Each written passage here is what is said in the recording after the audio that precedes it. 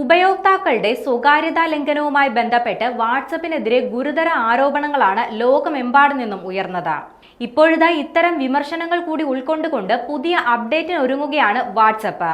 ഉപയോക്താക്കളെ വേർതിരിച്ചറിയുന്നതിന് phone number ഉപയോഗിക്കുന്നതിന് പകരം ടെലഗ്രാമിന് സമാനമായി യൂസർ നെയിം ആക്കാൻ വാട്സപ്പ് തീരുമാനിച്ചതായി പ്രമുഖ ടെക് മാധ്യമങ്ങൾ റിപ്പോർട്ട് ചെയ്യുന്നുണ്ട്. വാട്സപ്പ് അപ്ഡേറ്റ് ട്രാക്കർ പ്രകാരം iOSന്റെ ഏറ്റവും പുതിയ ബീറ്റ വേർഷനിലാണ് വാട്സപ്പിന്റെ പുതിയ അപ്ഡേറ്റ് എത്തിയിരിക്കുന്നത്.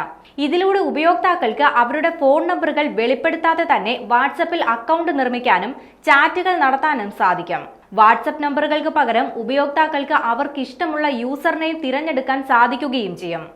റിപ്പോർട്ട് അനുസരിച്ച് വാട്സപ്പ് ഇനി മുതൽ പ്രാഥമിക തിരിച്ചറിയൽ മാർഗമായി ഫോൺ നമ്പറുകൾ ഉപയോഗിക്കില്ല. വാട്സപ്പ് യൂസർ നെയിം സെറ്റ് ചെയ്യുന്നതിന് ചില നിർദ്ദേശങ്ങൾ കമ്പനി മുന്നോട്ട് വെക്കുന്നുണ്ട്. യൂസർ നെയിമിൽ നിർബന്ധമായും ഒരക്ഷരമെങ്കിലും വേണം. അക്കങ്ങളും ചിഹ്നങ്ങളും മാത്രമായി യൂസർ നെയിം ഉണ്ടാക്കാൻ പാടില്ല.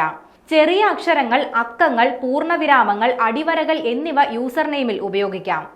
ഇതിനു പുറമെ നിലവിൽ ഒരാൾ ഉപയോഗിക്കുന്ന യൂസർ നെയിം ഉപയോഗിക്കാനും സാധിക്കില്ല. ഡ്യൂപ്ലിക്കേറ്റ് യൂസർ നെയിം ഉപയോഗിക്കാനും വാട്സപ്പ് അനുവദിക്കില്ല. 3 മുതൽ 30 ക്യാരക്ടറുകൾ വരെ യൂസർ നെയിമിൽ ഉപയോഗിക്കാൻ സാധിക്കും. എന്നാൽ .com പോലെയുള്ള യൂസർ നെയിം ഉപയോഗിക്കാനും സാധിക്കില്ല. പൂർണ്ണവിരാമത്തോടെ ആരംഭിക്കുകയോ അവസാനിക്കുകയോ ചെയ്യരുത്. ഇതിനു പുറമെ തുടർച്ചയായ പൂർണ്ണവിരാമങ്ങളും യൂസർ നെയിമിൽ ഉപയോഗിക്കരുത്. ഒരു ഉപയോക്താവ് യൂസർ നെയിം തിരഞ്ഞെടുത്തു കഴിഞ്ഞാൽ ഒരു കോൺഫെറ്റി ആനിമേഷൻ ഉപയോഗിച്ച് വാട്സപ്പ് ആ തിരഞ്ഞെടുപ്പ് സ്ഥിരീകരിക്കും. തുടർന്ന് ഉപയോക്താവിന്റെ ഫോൺ നമ്പറിന് പകരമായി സ്വകാര്യ ഗ്രൂപ്പ് ചാറ്റുകളിൽ യൂസർ നെയിം ദൃശ്യമാകും. ഒരു ഉപയോക്താവ് അവരുടെ യൂസർ നെയിം അപ്ഡേറ്റ് ചെയ്ത് കഴിഞ്ഞാൽ വാട്സപ്പ് തന്നെ ഇത് മറ്റുള്ളവരെ അറിയിക്കുകയും ചെയ്യും.